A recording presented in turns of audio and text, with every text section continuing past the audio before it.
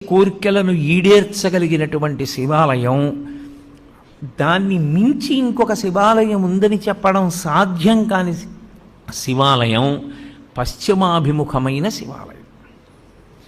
అంటే మీరు లోపలికి ప్రవేశించినప్పుడు ఆలయంలో శివలింగం పశ్చిమ ముఖాన్ని చూస్తే దాన్ని సద్యోజాత శివాలయము అంటారు.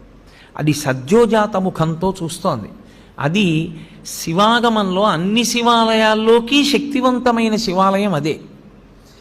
ఈశ్వరుడు తూర్పుకి ఒక ముఖంతో చూస్తాడు, దాన్ని తత్పురుష ముఖము అంటారు. ఇప్పుడు ఇక్కడ ఉండే శివాలయంలో ఉండే శివలింగం తూర్పుని చూస్తోంది.